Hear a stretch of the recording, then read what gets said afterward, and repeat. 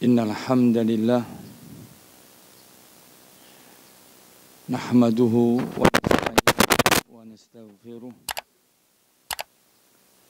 wa na'udzu billahi min shururi anfusina wa min sayyiati a'malina man yahdihillahu fala mudilla lahu wa man yudlil fala hadiya lahu. Ashhadu an la ilaha illallah wahdahu la syarika lah wa ashhadu anna Muhammadan abduhu wa rasuluh alladzi la nabiyya ba'dah. Ya ayyuhalladzina amanu taqullaha haqqa tuqatih wa la tamutunna illa wa antum muslimun. يا أيها الناس اتقوا ربكم الذي خلقكم من نفس واحدة وخلق منها زوجها وبث منهما رجالا كثيرا ونساء واتقوا الله الذي تساءلون به والأرحام إن الله كان عليكم رقيبا. يا أيها الذين آمنوا اتقوا الله وقولوا قولا سديدا يصلح لكم أعمالكم ويغفر لكم ذنوبكم ومن يطع الله ورسوله فقد فاز فوزا عظيما. أما بعد فإن أصدق الكلام كلام الله wa khairal hadi hadi Muhammadin sallallahu alaihi wasallam wa syarrul umuri muhdatsatuha fa inna kulla muhdatsatin bid'ah wa kulla bid'atin dhalalah wa kulla dhalalatin finnar. Masyiral muslimin wal muslimat, para hadirin, para hadirat, para jamaah sekalian rahimakumullah. Tidak lupa kepada segenap para pemirsa dan juga para pendengar dimanapun berada. Semoga Allah Azza wa Jalla senantiasa limpahkan hidayah dan taufik buat kita semua. Amin. Pengajian kita pada subuh hari ini insyaallah Azza wa Jalla melanjutkan pembahasan kitab Al-Kabair yang disusun oleh Al-Imam Az-Zahabi rahimallahu ta'ala rahmatan wasi'ah.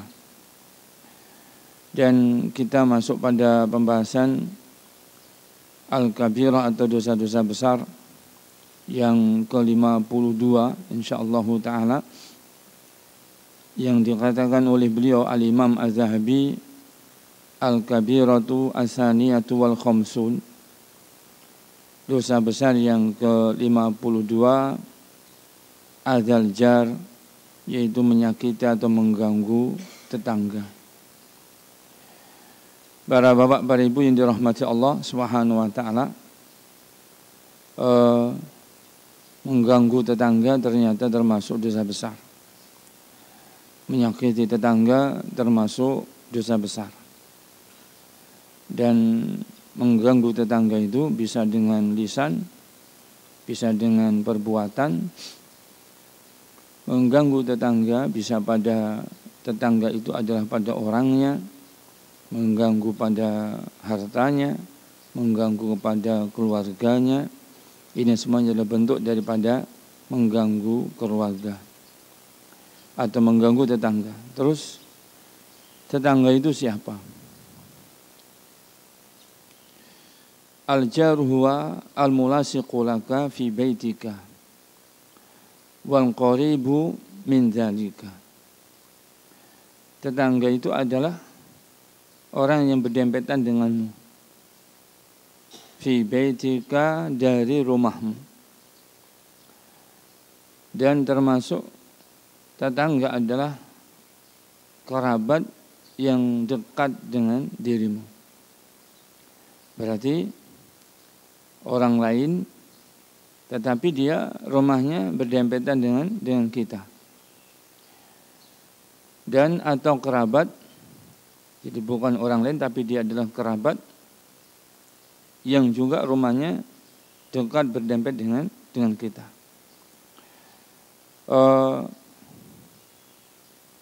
Al-jaru kalau dilihat dari sisi bahasa Arab, al-jaru yuqalu jaron li'annahu yakunu bijiwarik. Tetangga itu disebut tetangga dengan bahasa jar karena posisinya dia itu bijiwarik, ada di sisimu. Kalau dilinjau dari sisi bahasa, yang disebut dengan jar adalah siapa orang yang ada di sisi kita, berarti tidak mesti tetangga itu adalah orang yang rumahnya berdampingan dengan kita. Tapi ada kalanya bahwa tetangga itu adalah lepas dari rumah, tetapi siapa orang yang ada di dekat kita. Mereka-mereka yang posisinya ada di sebelah kanan, di sebelah kiri dari diri kita, maka juga dikatakan jar dari sisi bahasa. Tapi yang dimaksudkan di dalam pembahasan kita kali ini, Al-Imam Az-Zahabi memaksudkan tidak semua orang yang ada di sebelah kita, tetapi mereka yang rumahnya dekat dengan rumah kita, yang rumahnya berdempetan dengan rumah kita. Apa bedanya? Kalau dari sisi bahasa, maka secara umum, dan umum itu lebih luas cakupannya. Boleh yaitu orang yang memang rumahnya itu berdampingan dengan kita, juga boleh bukan orang yang rumahnya berdampingan dengan kita, tetapi dia itu akrab atau sering sekali dia adalah bertempat di sebelah-sebelah kita, di samping-samping kita. Mungkin rekan-rekan kerja kita, yang mana mereka itu setiap saat ketika kita bekerja ada di samping kita, maka dia juga termasuk jar. Tapi yang dimaksudkan oleh Imam Az-Zahabi dari jar atau tetangga di sini adalah orang yang rumahnya berdampingan dengan kita. Bedanya lagi, kenapa yang dimaksudkan adalah orang yang rumahnya berdampingan dengan kita, bukan sembarang orang yang pernah berada di samping kanan atau di sisi kita. Karena kalau orang itu rumahnya berdampingan dengan kita, maknanya mereka tinggalnya bersama kita, menetapnya bersama kita. Maka yang jauh lebih sering, bahkan setiap saat berdampingan dengan kita adalah mereka. Nah, apabila kita dengan rekan kerja, apabila kita dengan orang-orang yang ada dalam satu profesi dan semisalnya, mungkin memang sesaat dua saat saja kita berdampingan dengannya, tetapi selepas itu kita akan berpisah. Bisa jadi rumahnya berjauhan. Nah, yang dimaksudkan oleh Imam Az-Zahabi adalah orang yang memang tinggalnya itu dekat dengan kita, yang memang rumahnya adalah berdampingan dengan kita. Para bapak, para ibu yang dirahmati Allah SWT, apakah setiap orang yang ada di sekitar kita itu adalah tetangga? Waqad waradat ba'dul athar. Ada memang beberapa riwayat yang telah datang bima yadullu ala annal jara arba'una daran min kulli janibin. Ada di beberapa riwayat disebutkan bahwa tetangga itu masuk dalam konteks tetangga meskipun agak jauh, yaitu 40 rumah dari semua sisi rumah kita. Jadi yang ada di sebelah kanan kita sampai 40 rumah adalah tetangga. Di sebelah kiri rumah kita sampai 40 rumah adalah tetangga. Di depan dan di belakang rumah kita sampai 40 rumah adalah tetangga. Ini ada beberapa riwayat memang datang keterangannya seperti itu. Wala syakka annal mulasiqa lil baiti jarun. Tetapi tidak diragukan bahwa yang berdampingan, yang berdempetan dengan rumah kita itulah jarun, tetangga kita. Kenapa dikatakan seperti itu? Karena ada beberapa riwayat, ada yang menyebutkan 40 rumah, ada yang merupakan kesekian saja, ada disebutkan tidak harus yaitu 40 rumah. ada yang menyebutkan hanya ke kanan ke kiri, tidak depan dan belakang. Nah, ini perbedaan-perbedaan daripada kesimpulan para ulama mengenai siapa itu orang yang disebut tetangga dari sisi rumahnya. Dan dikatakan di dalam keterangan ini, Syekh Muhammad bin Shalih Al-Utsaimin menegaskan bahwa yang rumahnya itu paling dekat dengan kita itulah tentunya tetangga. Kita tidak ragu lagi tentang bahwa mereka adalah tetangga. Para bapak beribu yang dirahmati Allah Subhanahu wa taala, adapun wa amaman wa wara'an dzalika fa in sahatil akhbar anin nabi sallallahu alaihi wasallam fal haqqu ma ja'at bihi. Adapun tentang perselisihan ulama yang menyebut bahwa bagaimana dengan orang-orang yang rumahnya di depan kita, orang-orang yang rumahnya di belakang kita. Maka kalau memang riwayat itu benar, sahih penukilannya dari Nabi SAW, maka berarti benar. Namun karena riwayatnya tidak sahih, sehingga perselisihan para ulama mengenai hal tersebut. Wa illa fa innahu yurja'u fi dzalika ila al-urf. Kalau ternyata itu tidak sahih penukilannya dari Nabi SAW, maka perkara siapa itu tetangga dikembalikan kepada urfnya. Dikembalikan kepada apa yang berlaku pada sosial kemasyarakatan di suatu daerah. Kalau orang bilang sekarang itu dikembalikan kepada kearifan lokal. Jadi di daerah kita ini kalau dikatakan tetangga itu kira-kira berjarak sampai berapa? Karena terkadang di satu daerah dengan daerah yang itu berbeda. Nah, ada orang misalnya membangun rumah, padahal terhitung sudah jauh dia rumahnya. Tapi ketika tidak dikabari, merasa tidak nyaman. Dia katakan, saya ini tetanggamu, kenapa kamu tidak kabari saya? Padahal kalau dihitung rumahnya sudah lumayan jauh. Nah, sementara di daerah tertentu rumahnya tidak sebegitu jauh. Nah, tapi sudah tidak ada kepentingan dengan orang yang rumahnya jaraknya juga tidak sebegitu jauh. Artinya dia tidak lagi kepeduliannya ada terhadap yaitu tetangganya. Nah, ini menunjukkan bahwa al-urf, yaitu kebiasaan yang disebut, yang disepakati oleh suatu masyarakat, nah ini berbeda-beda. Fama addahun nasu jiwaron fahuwa jiwar. Sehingga intinya apabila dikembalikan kepada urf, yang manusia mengatakan bahwa kalau seperti beliau ini masih tetangga, dalam ukuran yaitu sekian ini masih dalam kategori tetangga, maka itu juga disebut tetangga. Para bapak, para ibu yang dirahmati Allah Subhanahu wa taala, mengenai hukum-hukum bertetangga dalam surat An-Nisa ayat nomor 36, Allah Azza wa Jalla berfirman, wa'budullaha wa la tusyriku bihi syai'ah wa bil walidaini ihsana wa bidil qurba wal yatama wal masakini wal jari dil qurba wal jaril junubi. Allah Azza wa Jalla memerintahkan, dan beribadahlah kalian kepada Allah. Kata Abdullah bin Mas'ud, setiap perintah ibadah di dalam Al-Quran, maka maknanya adalah perintah untuk bertauhid. Berarti kalau disebutkan wa'budullaha, maka maknanya adalah wahidullah, tauhidkan Allah Subhanahu wa taala. Sebenarnya maknanya sama, akan tapi dalam penekanannya itu sedikit berbeda.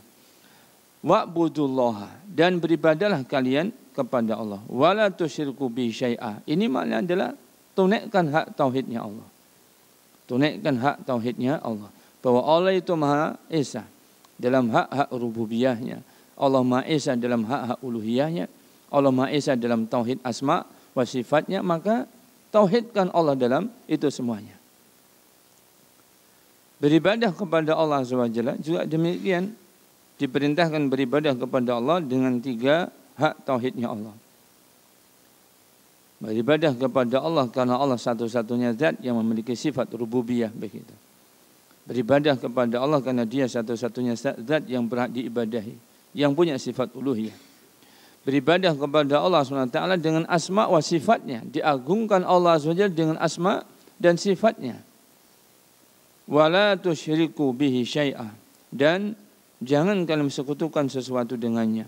Dan menyekutukan Allah SWT juga demikian. Terjadi pada hak rububiyah. Menyekutukan Allah terjadi pada hak uluhiyah.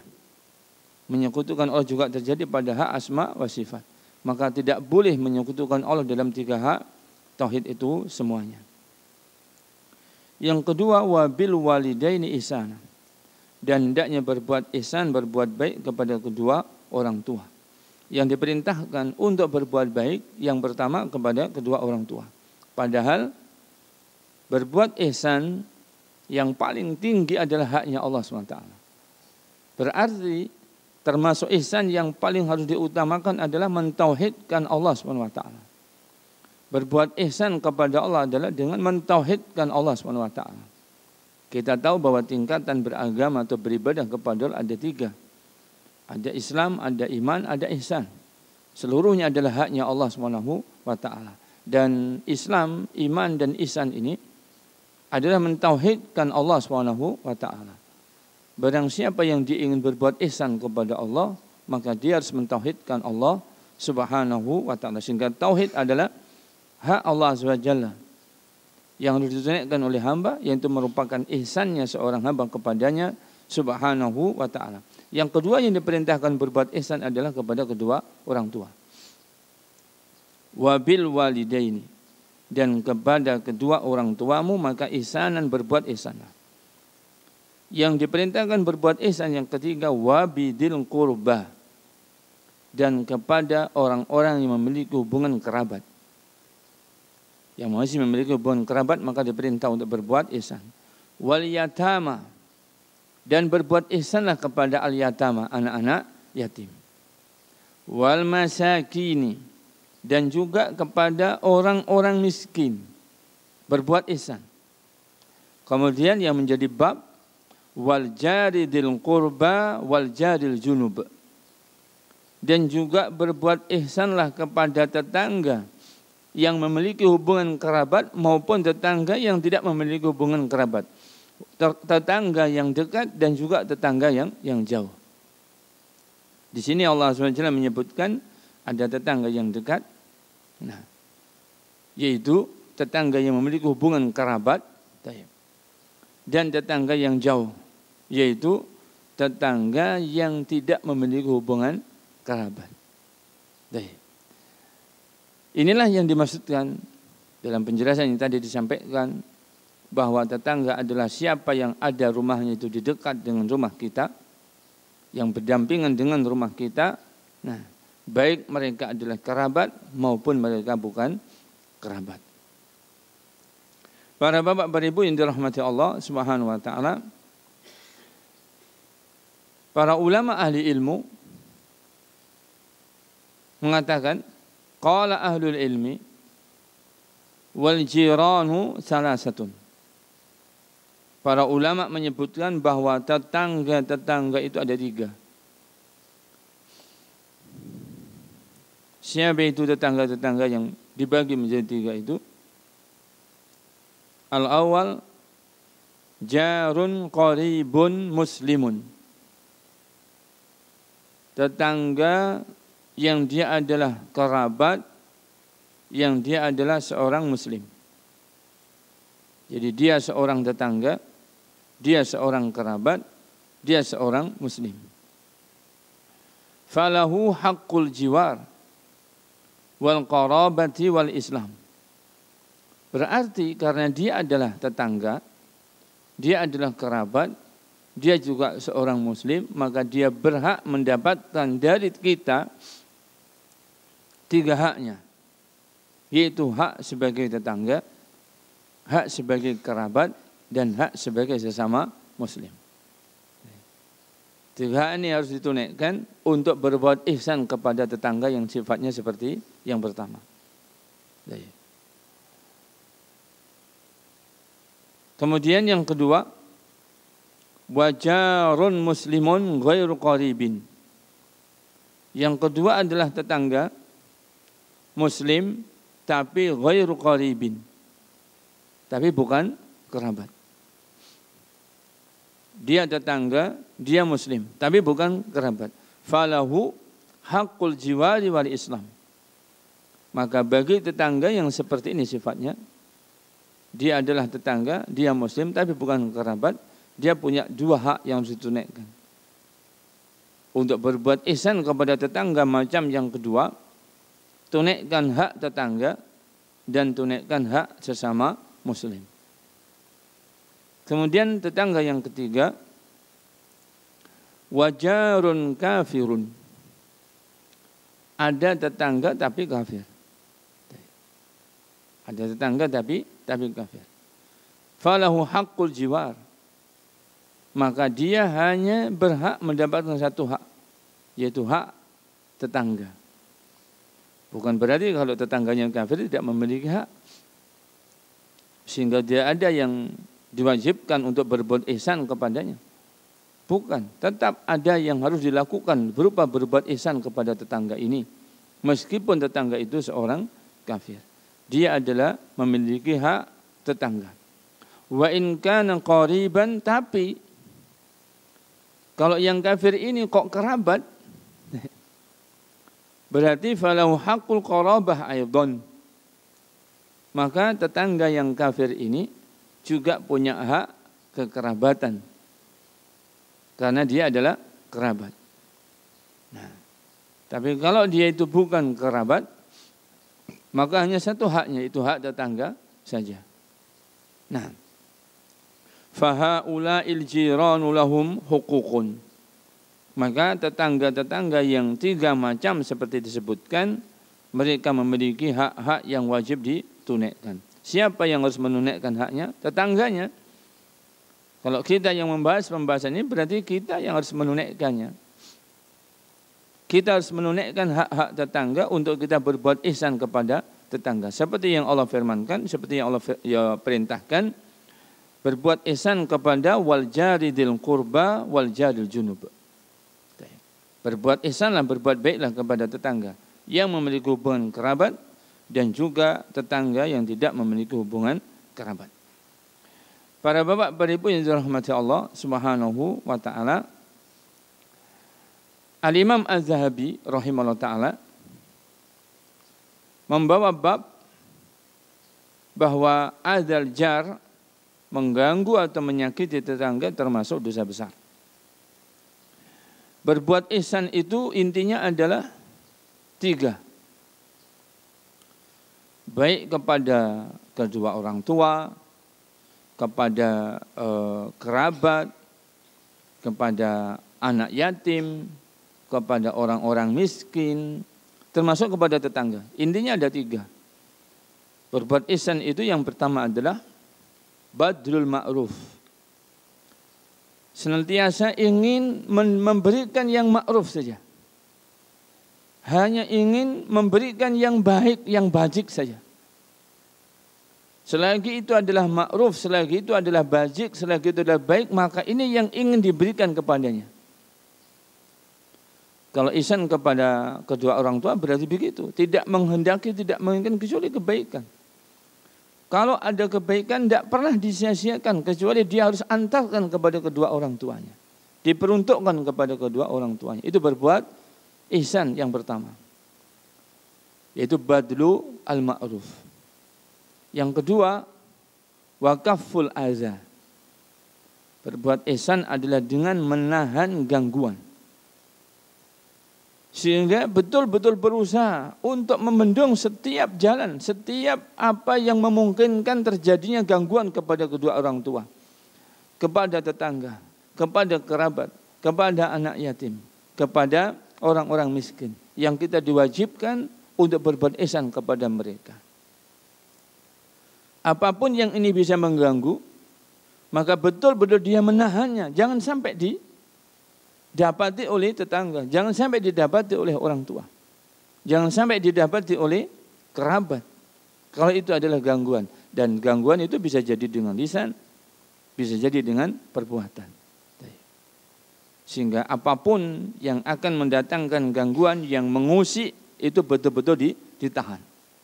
Jangan sampai terusik kedua orang tua dengan sebab adanya gangguan tersebut. Itu yang kedua. Berbuat ihsan adalah kaful adza. Kemudian yang ketiga adalah wa talaqatul wajh. Berbuat ihsan adalah berwajah yang berseri, senantiasa baik apabila berhadapan dan juga bergaul dengan sesama. Ramah, berseri, murah senyum. Dalam bahasa Jawa itu blater, basyashah, suka sapa. Jadi dikenal sebagai orang yang Masya Allah, siapapun disapa, siapapun. Jadi itu berbuat ma'ruf, tidak sekedar teori marketing, bukan. Sehingga yang dibuat 5S hanya bukan, tetapi ini adalah berbuat ihsan.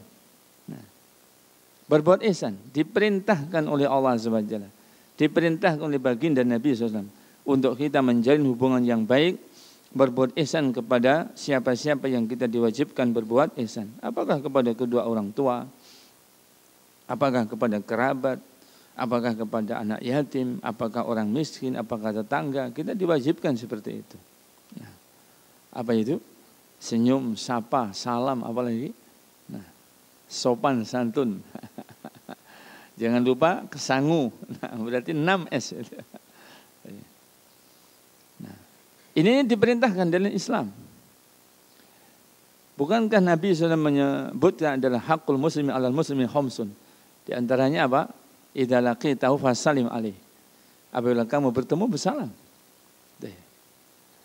Rasulullah juga mewasiatkan untuk kita berbuat ihsan kepada siapapun, bertemu kepada siapapun dengan murah senyum. Tabassumuka fi wajhi akhika laka shadaqah. Kalau kamu bersenyum kepada seorang yang ada di hadapanmu, nah, maka kamu telah bersedekah. Ini hal-hal yang diperintahkan dalam berbuat ihsan. Basyasyatu al-wajh. Dan Allah SWT melarang orang itu tidak basyasyatul wajah, tidak ramah, tidak murah senyum. Allah melarang. Bukankah baginda Nabi juga pernah ditegur oleh Allah SWT dengan firman-Nya, abasa wa tawalla, telah bermuka masam dan berpaling wajah. Sehingga Allah sudah melarang melalui lisannya Luqman Al-Hakim yang memberikan wejangan kepada putranya. Nah, memberikan wejangan kepada putranya supaya apa? Supaya tidak memalingkan wajah. Wala tusair khaddaka linnas. Jangan kamu palingkan wajahmu dari manusia. Jadi bermurah senyum, beramah-ramah dalam bergaul dengan sesama, ini merupakan berbuat ihsan.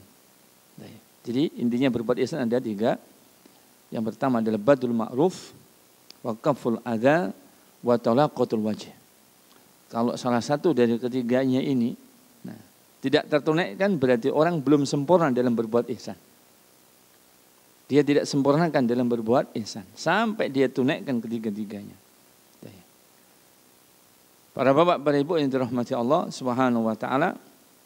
Nah, ketika yang Allah perintahkan adalah berbuat ihsan, yang berbuat ihsan itu 3 itu tadi. Berarti kalau tidak berbuat ihsan artinya apa? Orang tidak menahan dari gangguan. Kemudian orang tidak memberikan yang ma'ruf, berarti yang mungkar pun diberikan.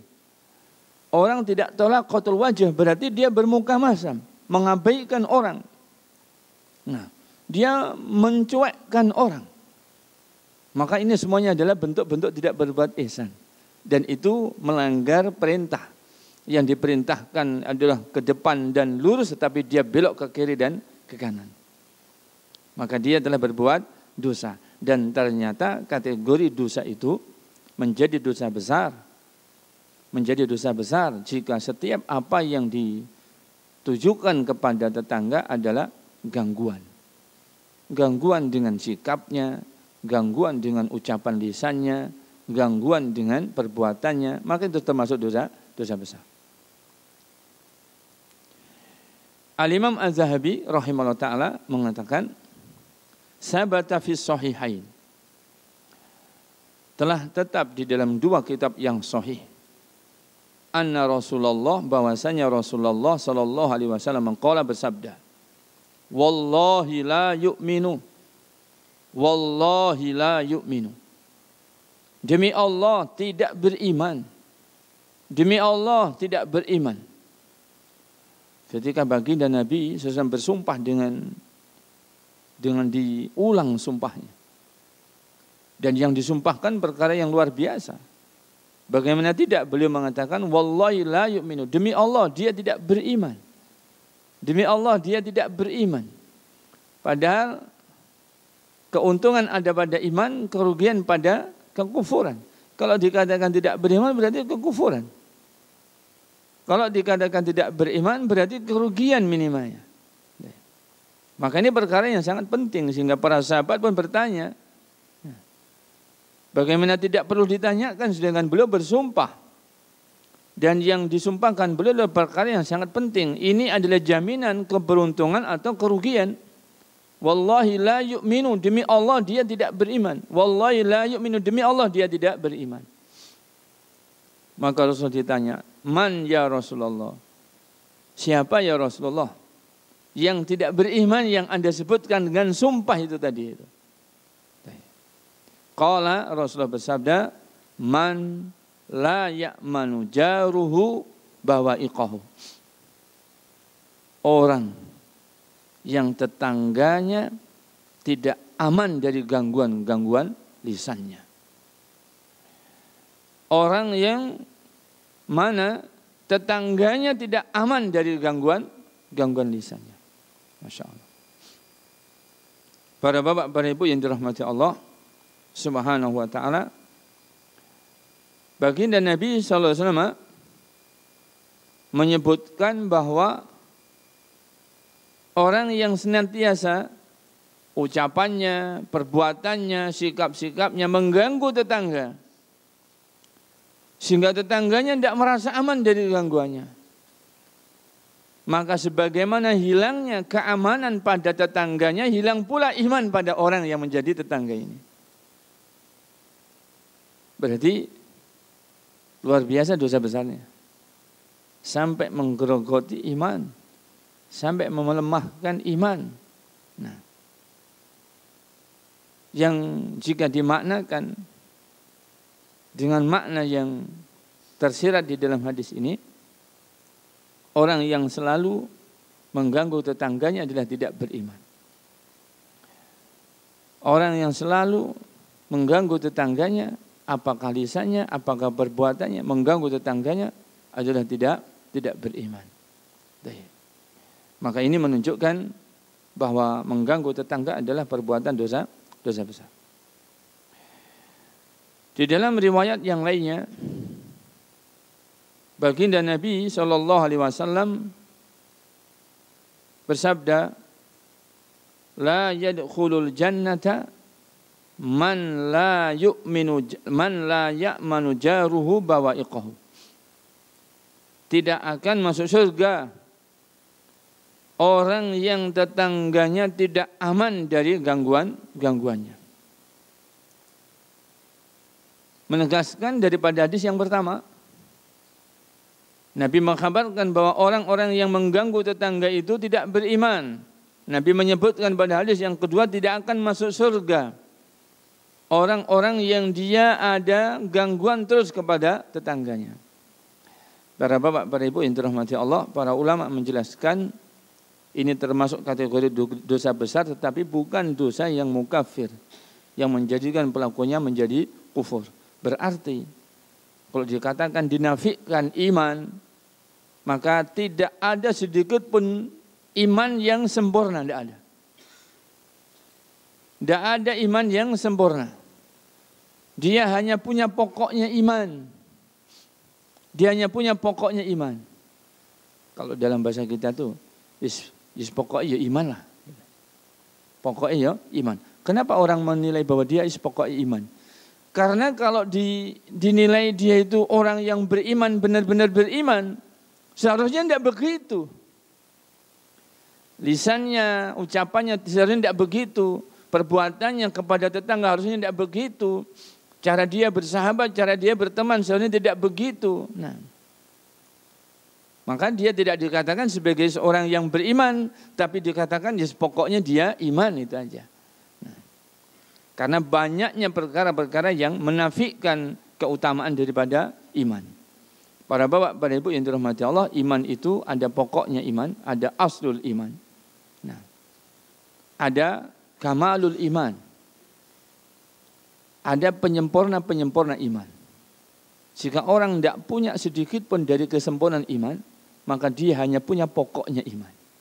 Nah, dia hanya punya pokoknya iman. Dan pokoknya iman tidak menjadikan orang itu dikafirkan kalau dia masih punya pokoknya iman. Ini yang membedakan daripada akidah Ahlussunnah wal Jamaah dengan akidah Khawarij yang menyatakan bahwa orang yang melakukan dosa besar maka dia keluar dari iman. Berarti tidak diberikan iman padanya meskipun pokoknya iman. Jadi hilang sampai pokok-pokoknya iman, hilang menurut akidah Khawarij, dan itu adalah tidak benar. Karena yang dimaksudkan oleh baginda Nabi dalam beberapa nas adalah hilangnya kesempurnaan iman. Tidak ada yang sedikit, tidak ada kesempurnaannya. Nah, yang ada adalah pokok-pokoknya iman saja. Sehingga hadis ini dikatakan oleh baginda Nabi, la yadkhulu jannata man la ya'manu jaruhu bawa'iqahu. Tidak akan masuk surga orang yang tetangganya tidak merasa aman dari gangguannya. Ay la yadkhulu jannah, tidak akan masuk surga sampai dibersihkan dulu dosanya tersebut oleh Allah Azza wa Jalla. Sampai dia dimasukkan ke dalam neraka dahulu, kemudian bersih dari dosa ini, maka dia masuk ke dalam surga. Seperti hadis-hadis yang lain mengenai misalnya wanita-wanita yang diancam tidak akan mencium bau surga. Mencium bau surga saja tidak, apalagi masuk ke dalam surga. Berarti dijauhkan dari surga. Nah, ditahan, tidak bisa mendekat ke surga. Padahal baginda Nabi mengkhabarkan wa inna rihahu ay wa inna rihaha la tujadu min masirati kada wa kada. Padahal bau harumnya surga itu sudah bisa didapati secara demikian dan demikian, yaitu selama 40 masa perjalanan. Sudah bisa mendapatkan bau harumnya surga sebelum sampai di surga. Jadi 40 masa perjalanan sebelum sampai di surga sudah bisa mendapatkan bau harumnya surga. Tapi wanita-wanita seperti ini tidak dibolehkan mencium bau harumnya surga. Berarti dijauhkan, ditahan dari mendekat ke surga. Nah, tidak masuk ke dalam surga apalagi masuk. Mendekat saja tidak. Nah, ini maknanya kata para ulama, bukan berarti dia kafir kemudian tidak akan masuk surga. Tidak, tetapi dia berdosa besar. Dia telah menunaikan dosa besar. Yang dengan dosa besar ini dia tidak akan dimasukkan ke surga. Dia tidak akan masuk. Mencium bau surga saja tidak. Sebelum dia dicuci dulu dosanya di dalam neraka, atau Allah SWT mengampuni dosanya. Maka apabila Allah mengampuni dosanya atau dia dibersihkan dulu dari dosanya, dimasukkan ke dalam neraka, barulah dia nanti diperolehkan ke surga. Para bapak, para ibu yang dirahmati Allah Subhanahu wa taala, Al-Imam Az-Zahabi rahimahullah taala menyebutkan juga wasu'ila Rasulullah sallallahu alaihi wasallam. Dan Rasulullah sallallahu alaihi wasallam juga pernah ditanya an a'zami dzanbi, mengenai seagung-agungnya dosa indallahi, di sisi Allah. Dari sejumlah dosa-dosa itu, seperti dalam kitab ini, Al-Imam Az-Zahabi sekitar 70-an sekian dosa besar yang ditulis oleh Al-Imam Az-Zahabi dalam kitab Al-Kabair ini. Nah, dari sekian dosa-dosa besar ini, di sisi Allah itu yang paling besar itu apa? Yang paling besar itu apa? Fadzakara salasa, maka Rasul itu menyebutkan ada 3 khilal, yaitu 3 sifat dosa besar yang paling besar.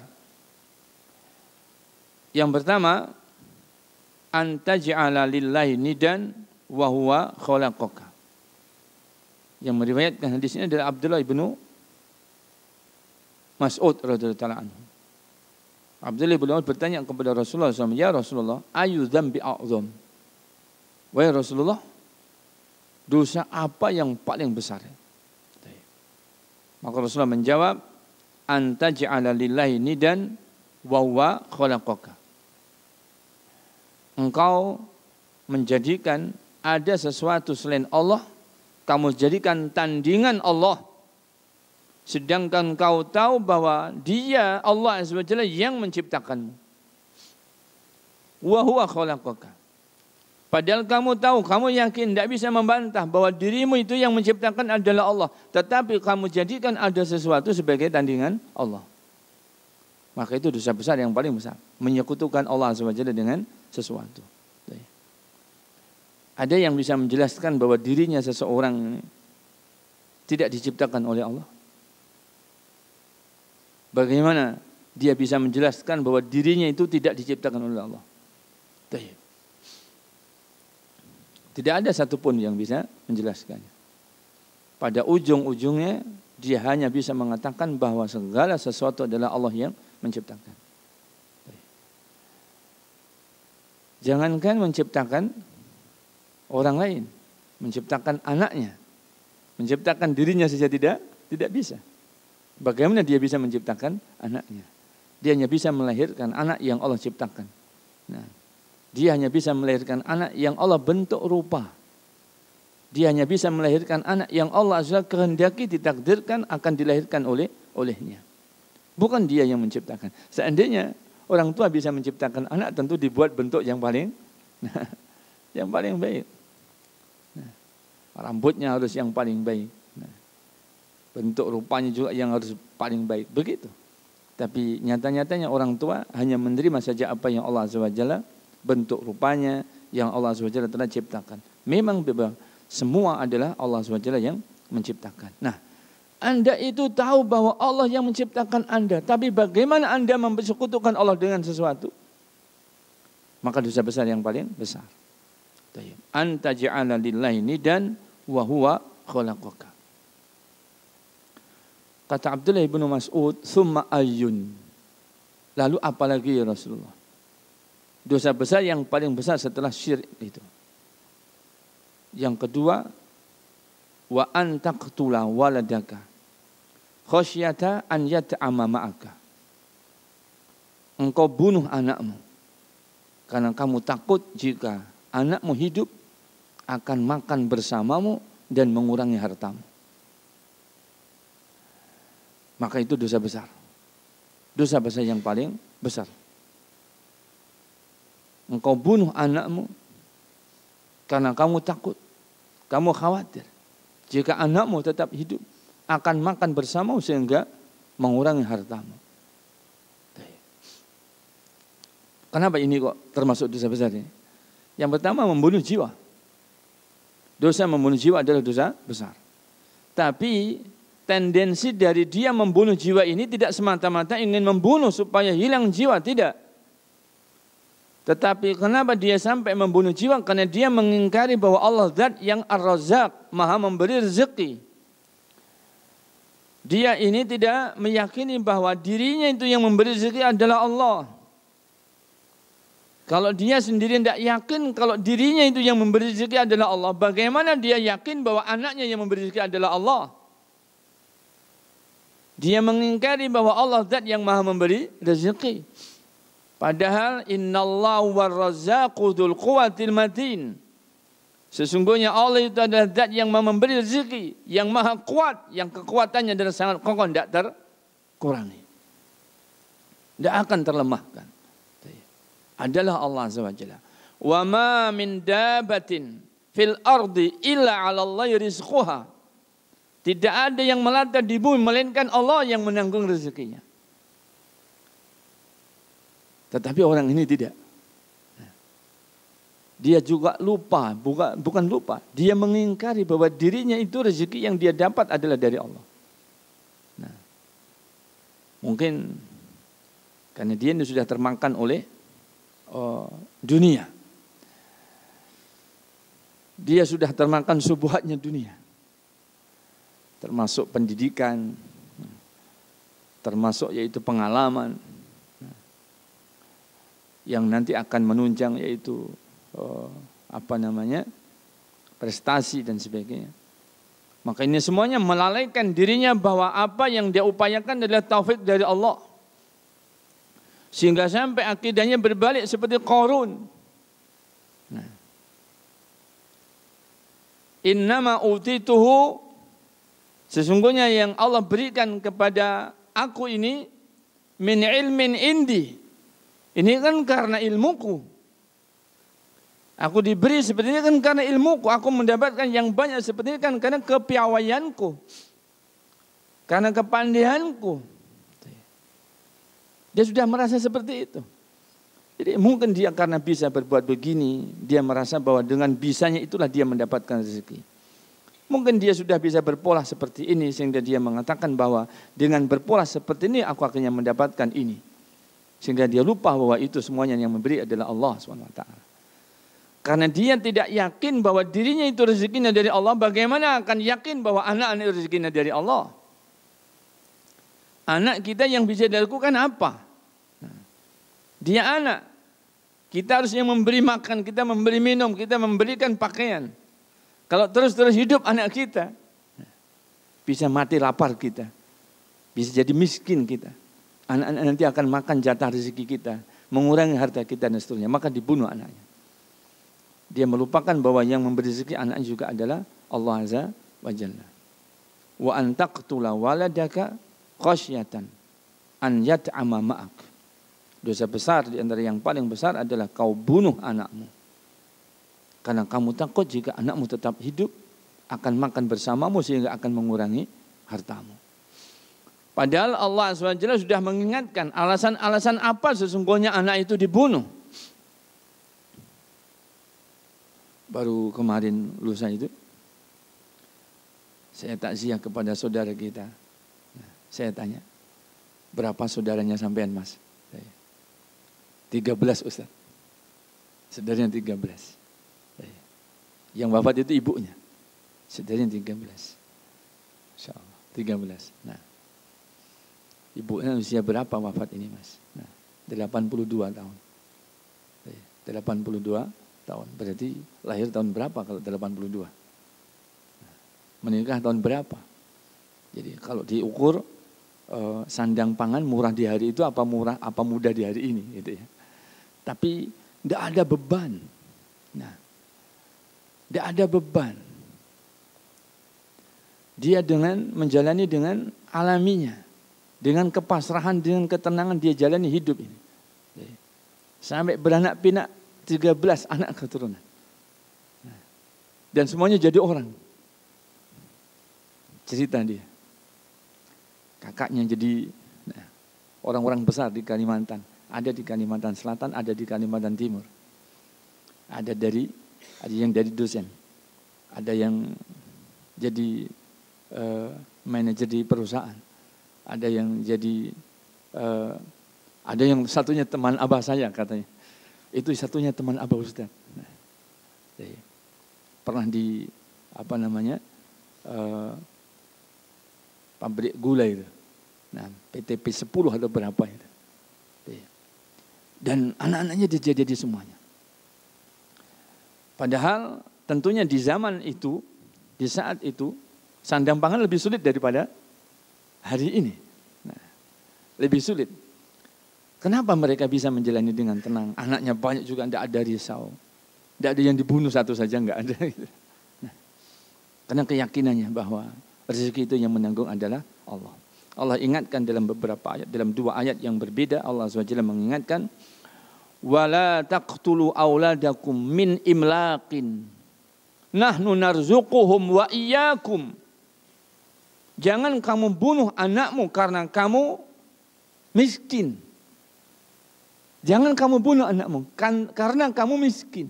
Nah, kami yang memberi rezeki anak-anakmu itu, sebagaimana kami yang memberi rezeki kepadamu. Allah ingatkan. Jadi orang miskin bukan alasan untuk dia boleh membunuh anak. Tidak dibenarkan. Dalam ayat yang lain yang sedikit berbeda tetapi agak sama, Allah mengingatkan, wala taqtulu auladakum khasyata imlaq. Nahnu narzuqukum wa iyyahum. Dan jangan kamu bunuh anak-anakmu karena takut miskin. Berarti kamu belum miskin. Kamu tidak miskin. Tapi kamu bunuh anak-anakmu karena kamu takut miskin. Seperti apa yang disebut oleh baginda Nabi ini. Kalau punya anak takut nanti itu memakan jatahnya orang tuanya ini. Ya gimana ini Pak? Nah, gimana tuh Bu? Lah iya aku kan sudah bilang. Nah, Bapak sih ngengkel aja gitu. Harusnya ditahan-tahan. Nah ini kebobolan lagi, kita punya anak lagi. Misalnya gitu. Nah, terus gimana? Nah, Bapak sih nggak punya berpikir. Kita ini rumah sudah begini. Nah, rumah baru 1. Nah, mobil baru 1, motor baru 2. Nah, anak kita 3 saja seperti ini. Ini kok hamil lagi gimana? Gitu. Bapak sih nggak mau nahan-nahan. Nah, kamu sih Bu nggak mau nolak-nolak misalnya gitu. Siapa yang mau disalahkan udah seperti itu. Pikirannya sudah tidak ada positifnya kalau sudah seperti itu. Karena dia mengingkari. Berarti dia ada pikiran kalau kita sudah seperti ini Pak jangan tambah anak. Nah khawatirnya nanti tidak semakin mempertahankan saja sulit ini. Nah akan berkurang nanti kekayaan kita ini. Dia takut punya anak. Nah tapi kucing jenisnya 3 atau 4. Dia juga punya anjing hias yang juga lumayan. Harus perawatannya banyak. Kalau kucing jenis 4 itu kira-kira per bulan berapa ya? Jatahnya. Makan kucing juga mahal ya. Nah, jadi untuk memberi makan kucing saja dia enggak sayang. Tapi untuk memberi makan anaknya sendiri. Dia berpikir rezekinya Allah SWT tidak turun. Maka kesalahan pola pikir seperti ini termakan oleh dunia. Termakan oleh dunia. Subuhat dunia yang seperti ini. Itu dilarang oleh Allah SWT dan termasuk dosa besar yang paling besar. Nah. Kemudian yang jadi bab pembahasan kita, mengganggu tetangga. Dosa besar yang paling besar yang ketiga adalah mengganggu tetangga. Di sini, wa antazniya bihalilati jarika. Ketika ditanya oleh Abdullah bin Mas'ud, "Tsumma ayyun?" Kemudian apa lagi ya Rasulullah? Dosa besar yang paling besar setelah itu. Rasulullah mengatakan, "Wa antazniya bihalilati jarik." Kamu berzina dengan wanita-wanita yang halal bagi tetanggamu. Siapa wanita yang halal bagi tetangga? Istrinya. Kamu berzina dengan istri tetanggamu. Termasuk dosa besar yang paling besar adalah berzina dengan istri tetangga. Nah, berarti kalau mau berzina dengan istri yang bukan tetangga saja, kan tidak dosa besar, tetap dosa besar. Zina sudah dibahas bagaimana besarnya dosa zina. Semua dosa zina adalah dosa besar. Berzina dengan siapapun dosa besar. Tetapi baginda Nabi dalam bab ini mengatakan yang paling besar di antara dosa-dosa zina Anda berzina dengan istri tetangga Anda. Karena kemuliaan tetangga yang harus dibuat ihsan kepadanya. Kan tetangga memiliki hak yang kita harus jaga. Karena tetangga adalah orang yang paling dekat dengan kita. Tetangga orang yang paling tahu tentang rumah kita. Tetangga orang yang paling tahu tutup bukanya pintu rumah kita. Tetangga yang paling tahu kita di rumah apakah tidak di rumah. Tetangga. Tetangga ini orang yang paling peduli. Kalau ada orang asing itu. Nah, tetangga itu sudah risau. Siapa itu ya? Nah, kok aku tidak kenal, kok ada di depan rumahnya Pak Fulan, tetangga kita. Dia segera ke rumah tetangga yang lain. Nah, Mas, sampean tahu enggak itu siapa itu? Kok dari tadi dia ada di depan rumahnya Pak itu? Nah, enggak tahu juga. Kalau kerabat tentunya kita sudah pernah lihat. Nah, kayaknya juga enggak kerabatnya. Nah, ada apa ya? Padahal Pak itu enggak ada di rumah. Ayo didatangi. Ya coba. Tetangga ini. Tetangga seperti itu. Bagaimana dia peduli dengan tetangganya. Sehingga tetangga itu adalah pagar. Apabila punya tetangga yang baik, maka orang ini merasa aman. Dia merasa aman pada dirinya, merasa aman pada hartanya, merasa aman pada keluarganya. Kan sudah ada pagarnya, yaitu tetangga. Lah, kok bisa berzina dengan istri tetangga? Berarti pagar makan tanaman. Harusnya pagar ini yang memberikan rasa aman. Dia itu adalah amanah. Tapi bagaimana sampai dia itu berzina dengan tetangganya? Berarti pagar betul-betul makan tanaman. Maka kalau marah, nah, marahnya seseorang dengan tetangganya rasanya lebih dibandingkan marah dengan orang lain yang itu jauh. Disinilah kenapa yaitu Allah SWT mengkategorikan bahwa berbuat jahat kepada tetangga lebih besar. Berzina dengan istri tetangga lebih besar. Berzina dengan putrinya tetangga lebih besar. Mengganggu tetangga adalah dosa besar di antara dosa besar yang paling besar. Wa fil hadisi, dan di dalam hadis yang lainnya Al-Imam Adzabi mengatakan, baginda Rasulullah bersabda, man kana yu'minu billahi wal yaumil akhir fala yu'dhi jarahu. Barang siapa yang dia beriman kepada Allah dan beriman kepada hari akhir, fala yu'dhi jarahu, maka niscaya dia tidak akan ganggu tetangganya. Barang siapa yang beriman kepada Allah dan beriman kepada hari akhir, niscaya dia tidak akan ganggu tetangganya. Kenapa kok dia tidak mengganggu tetangganya? Karena dia beriman kepada Allah dan beriman kepada hari akhir.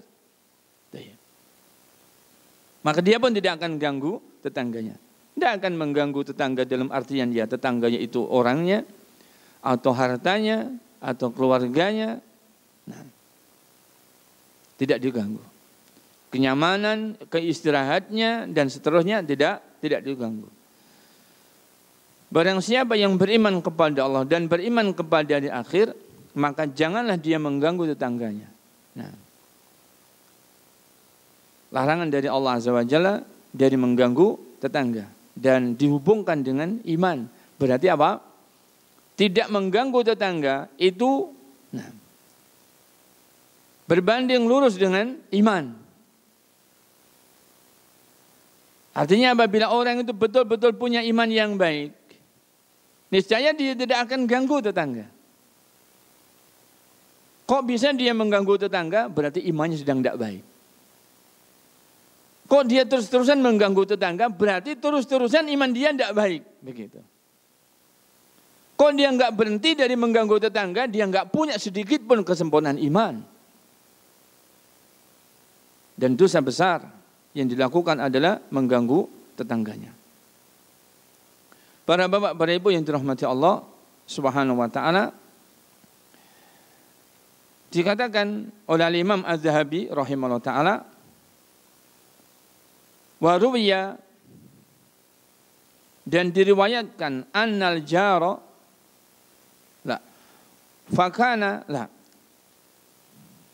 wa kana Ibnu Umar, dan adalah Abdullah ibn Umar radhiyallahu ta'ala anhu, lahu jarun yahudiyun. Abdullah ibn Umar punya tetangga, dia seorang Yahudi.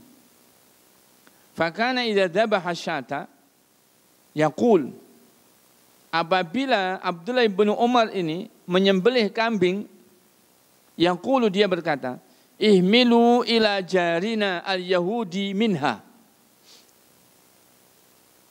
ambillah sebagiannya dan berikan kepada tetangga kita yang Yahudi itu. Nah, Abdullah ibn Umar yang melakukannya. Ini menunjukkan apa yang tadi dikatakan, penjelasan tentang 3 macam tetangga. Sampai pun tetangga yang kafir, dia agamanya Yahudi, dia masih tetap memiliki hak, yaitu hak tetangga. Dan termasuk hak tetangga adalah berbuat ihsan. Dan berbuat ihsan adalah jika ada sesuatu yang ma'ruf, maka berusaha supaya yang ma'ruf ini juga sampai kepada tetangga. Nah, menyembelih kambing, nah, sebagiannya untuk tetangganya yang Yahudi. Dilakukan oleh Abdullah bin Umar radhiyallahu ta'ala anhuma. Dan ini teladan bagaimana berbuat ihsan kepada tetangga. Kemudian disebutkan wayan bagi lil jari an yahmila adal jar, dan siogyanya bagi kita tetangga itu untuk bertahan tabah menghadapi gangguan tetangga. Kalau tidak boleh mengganggu tetangga berarti ada potensi tetangga itu mengganggu. Karena ada potensi tetangga itu mengganggu, maka sebagai tetangga harus juga siap sedia kalau terjadi ada gangguan dari tetangga. Apa yang diperintahkan? Yaitu yatahammal, hendaknya sabar dan tabah jika ada gangguan dari tetangga. Fawa min jumlatil ihsan, dan sabar menghadapi gangguan tetangga itu juga termasuk kategori berbuat ihsan kepada tetangga. Termasuk kategori berbuat ihsan kepada tetangga adalah apa? Bersabar ketika menghadapi gangguan tetangga. Ja'a rajulun ilan Nabi sallallahu alaihi wasallam. Ada seseorang yang datang kepada Nabi sallallahu alaihi wasallam. Faqala, maka dia berkata, "Ya Rasulullah, wahai Rasulullah, dullani ala amalin, tunjukkan kepadaku suatu amalan, idza qumtu bihi dakhaltu jannah, yang jika aku tunaikan amalan tersebut aku akan masuk surga ya Rasulullah." Faqala, maka Rasulullah kemudian bersabda, "Kun muhsinan." Jadilah engkau sebagai seorang yang berbuat ihsan. Nah, senantiasa berbuat ihsanlah kau. Jawaban yang simple tetapi maknanya sangat luas. Karena berbuat ihsan itu meliputi berbuat ihsan kepada Allah dan berbuat ihsan kepada makhluk. Berarti berbuat ihsan kepada Allah, berbuat ihsan kepada orang tua, berbuat ihsan kepada kerabat, berbuat ihsan kepada anak-anak yatim, kepada fakir miskin, dan juga berbuat ihsan kepada tetangga. Kata baginda Nabi ketika ditanya, "Ya Rasulullah, tunjukkan kepada saya satu amalan yang jika aku melakukannya aku akan masuk surga." Dikatakan oleh beliau, "Kun muhsinan." Jadilah engkau seorang yang berbuat ihsan. Senantiasalah engkau berbuat ihsan. Faqala, maka sahabat itu tadi bertanya, "Ya Rasulullah, kaifa a'lamu anni muhsinun?" Bagaimana aku bisa tahu bahwa diriku adalah muhsin, orang yang telah berbuat ihsan? Bagaimana aku bisa tahu ya Rasulullah? Qala, maka Rasulullah bersabda, "Sal jiranak." Kalau kamu kepengen tahu apakah kamu sudah berbuat ihsan apakah belum, tanyalah tetangga-tetanggamu. Tanyalah kepada tetangga-tetanggamu. Fa in qalu annaka muhsinun fa anta muhsinun. Standarnya kamu sudah muhsin apakah belum? Jika mereka tetangga-tetanggamu itu menilai bahwa kamu adalah muhsinun, maka engkau adalah muhsinun. Wa in qalu annaka musiun fa anta musiun. Demikian pula standarnya jika mereka tetangga-tetanggamu mengatakan kamu adalah seorang yang musiun, berbuat jelek, atau kamu adalah orang yang jelek, maka sungguh kamu adalah seorang yang jelek. Jelek perangai, jelek akhlak. Para bapak, para ibu yang dirahmati Allah SWT, bagaimana baginda Nabi SAW itu membuat standarnya ihsan seseorang. Ukuran sudah baikkah akhlaknya seseorang pada tetangga. Silahkan tanyakan kepada tetanggamu, apakah kamu sudah berbuat baik, apakah kamu orang yang baik, apakah kamu orang yang belum baik. Nah, ini barangkali kita perlu praktekkan ini. Nah, kita perlu bertanya supaya kita tahu. Motivasinya supaya apa? Supaya kita bisa tingkatkan kebaikannya. Kira-kira kalau dipraktekkan ditanya langsung apa? Gimana? Kalau ditanya langsung mungkin jawabannya juga basa-basi, ya? Akhirnya basi betul kan gitu. Jadi harus dicari tahu. Utus orang. Coba kamu tanyakan kepada tetangga saya yang itu. Rasa nono aku. Rasa nono aku. Nanti bagaimana komentarnya dia? Penilaian dia tentang saya. Nah, demi Allah aku tidak bermaksud apa-apa. Saya hanya ingin memperbaiki diri saya. Saya takut kalau saya ini belum baik kepada tetangga. Oh baik Pak, silakan. Kalau kita sendiri yang datang, Pak nuwun sewu. Nek menurut jenengan kula niki pripun? Kira-kira gimana jawabannya? Juga basa-basi gitu. Wah jenengan itu pun sak jos-jos itu yang pun pokoknya. Kan gitu. Nah, malah bangkrut kita nanti kan gitu. Nah, sudah terpuji kita ini di hadapan orang, akhirnya kita juga memuji diri. Nah, padahal ternyata itu adalah jawaban yang basa-basi. Nah, lha koyo ngono rene takok ngono itu tak ngono pisan lah gitu. Nah, oh dia itu sudah seperti itu, harusnya tahu diri lah. Kok tanya-tanya gitu. Nah, kalau dia kepengen jadi orang baik, ya tentunya harus baiklah kepada kita dan sebagainya. Nah, jadi, tanyakan kepada tetangga maknanya, cari tahu kabar Anda tentang siapa Anda itu dari tetangga. Supaya Anda tahu bahwa siapa itu Anda. Apakah Anda muhsin, apakah Anda adalah musyi. Para bapak, para ibu yang dirahmati Allah Subhanahu wa taala, begitu seperti diriwayatkan oleh Al-Imam Al-Baihaqi dari riwayatnya Abu Hurairah dengan derajat sanad yang sahih. Para bapak, para ibu yang dirahmati Allah Subhanahu wa taala, kemudian dikatakan oleh Imam Az-Zahabi rahimahullah taala, waqila, dan ditanyakan, kenapa seseorang itu berzina dengan istri tetangga itu jauh lebih besar dosanya? La an yazni rajulu bi asyarata niswatin aisara min an yazina bimra'ati jarihi.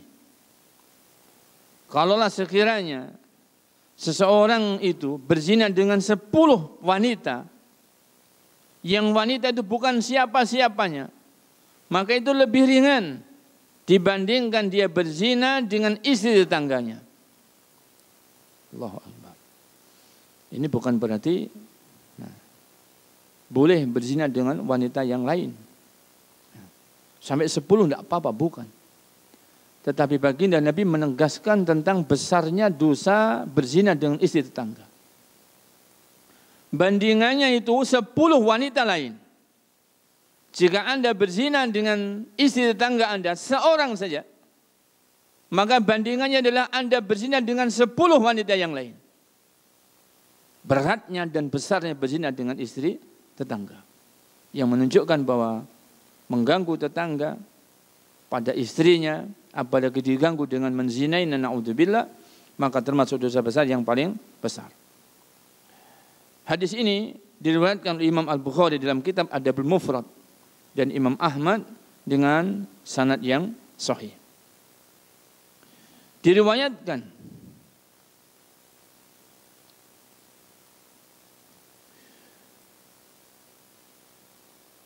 di dalam Sunan Abi Dawud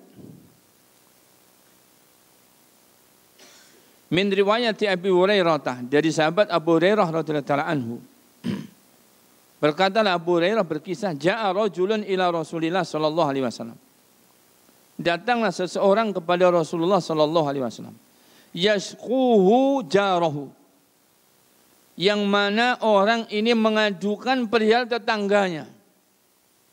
Berarti tetangganya jelek, tetangganya jahat, tetangganya jelek, sehingga orang ini mengadukan pada tetangganya kepada Rasulullah sallallahu alaihi wasallam. Faqala lahu, maka Rasulullah itu bersabda kepadanya, idhab fasbir. Ya sudah, kalau begitu kamu pergi, dan bersabarlah. Kamu pergi dan bersabarlah. Fa'atahu marrataini aw salasan. Lalu dia setelah pergi dan bersabar, tidak sabar lagi. Datang lagi kepada Rasulullah untuk kali yang kedua. Rasulullah tetap mengatakan, ya sudah. Pergi kamu dan bersabarlah. Dia pulang dan tidak sabar lagi dengan gangguan tetangganya. Maka sampai kali yang ketiga dia datang kepada Rasulullah sallallahu alaihi wasallam mengadukan pada tetangganya. Faqala, maka Rasul bersabda kepadanya, idhab fatrah mata'aka ala tariq. Pergilah kamu dan buang atau lempar barang-barang yang kamu miliki ini ala tariq di jalan-jalan. Fafa'ala, kemudian dia melakukan. Faja'alan nas yamuruna bih. Maka manusia pun ketika berlalu yang di jalan-jalan itu mendapati barang-barang tersebut. Wa yas'alunahu an halihi.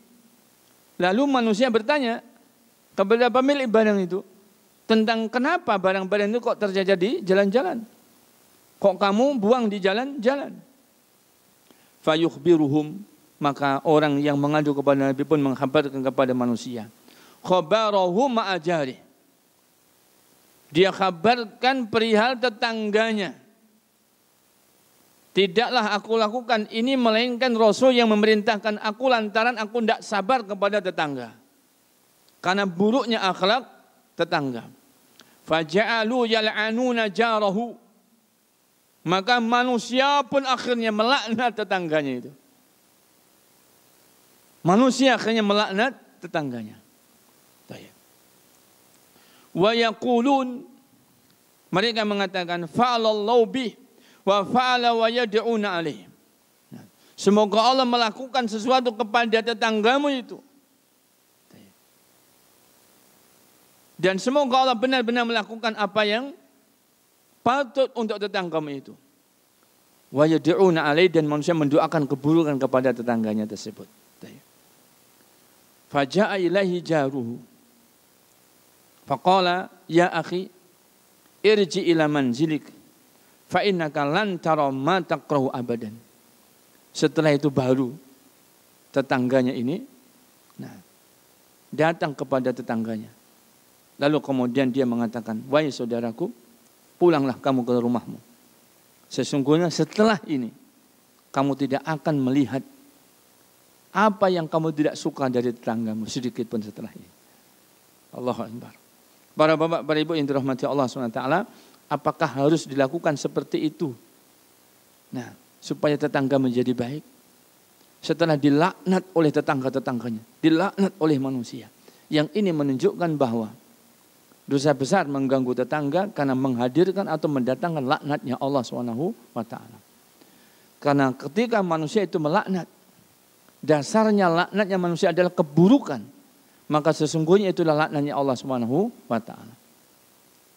Karena Allah SWT melaknat keburukan. Allah melaknat maksiat. Allah melaknat dosa. Dan orang-orang yang berbuat dosa pun berhak dilaknat sebagaimana perbuatannya. Sehingga manusia melaknat mereka dan Allah SWT menunaikan hak-haknya karena perbuatan buruk daripada tetangga.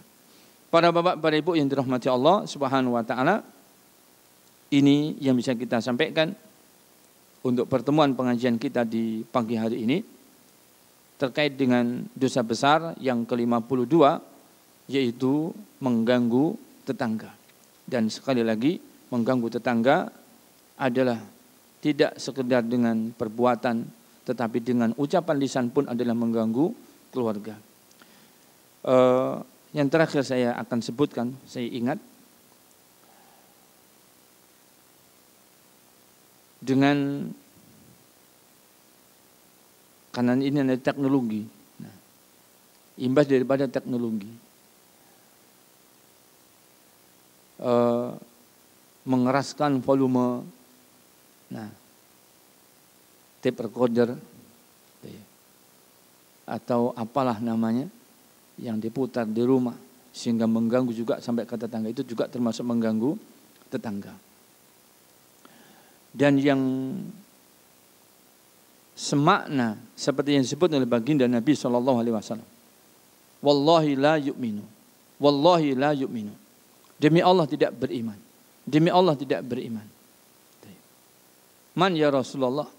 Man la ya'manu jaruhu bawa'iqahu. Siapa ya Rasulullah? Yang tidak beriman itu, Rasul menjawab, orang yang tetangganya tidak aman dari gangguannya. Pernah terjadi tetangga ini sudah tidak bisa diperbaiki. Tetangganya resah semuanya. Tidak ada yang berani memperbaiki. Karena setiap kali diperbaiki malah dia itu mengata-ngatakan dengan kata-kata yang sakit, yang menyakitkan. Sehingga tetangga-tetangga enggak ada yang berani. Dilaporkan kepada Pak RT. Pak RT juga begitu, dikata-katai dengan kata-kata yang menyakitkan. Dinaikkan ke Pak RW, dinaikkan Pak Kepala Desa. Nah, sama, dikata-katai dengan perkataan yang menyakitkan. Dan Pak Lurah mboten seneng kula ngeten iki nggih. Jenengan tumbas mawon omah kula sak karangan kula niki. Kula tak pindah. Sampai begitu segitu. Padahal dia setiap hari 24 jam hanya berhenti kalau dia sakit. Jadi dia memutar musik dangdut atau musik-musik seperti itu dengan suara keras seperti orang punya hajat. Padahal tidak punya hajat. Setiap hari hanya berhenti kalau dia sakit. Meskipun tetangganya sakit tidak berhenti. Nah, meskipun tetangganya sakit tidak berhenti. Coba perhatikan sabdanya Nabi SAW itu. Wallahi la yu'minu. Wallahi la yu'minu. Man ya Rasulullah qala man la ya'manu jaruhu bawa'iqahu. Orang yang tetangganya tidak aman dari gangguannya tidak beriman. Sekiranya orang yang seperti itu punya iman, dia tidak bakal mengatakan seperti itu dan tidak bakal melakukan perbuatan seperti itu. Jadi mengganggu tetangga itu sangat luas. Dengan ucapan lisan kita yang menyakitkan, dengan perbuatan kita yang menyakitkan, dengan sikap kita yang menyakitkan, bahkan dengan tidak beramah-ramah kepada tetangga juga menyakitkan. Maka itu termasuk bentuk-bentuk mengganggu tetangga. Semoga Allah SWT memberikan taufik kepada kita semuanya, bisa menjauhkan diri kita dari semua bentuk gangguan terhadap tetangga. Dan semoga Allah SWT memberikan taufik kepada kita menjadi hamba-hamba yang muhsin, hamba-hamba yang berbuat baik kepada Allah dan kepada sesama. Dan semoga Allah SWT memaafkan dosa dan kesalahan kita. Allahumma amin. Demikian yang bisa kita sampaikan. Wallahu ta'ala a'la wa a'lam. Wa salawatullah wa salam ala nabiyyina wa habibina Muhammadin wa ala alihi wa sahbihi wa sallam.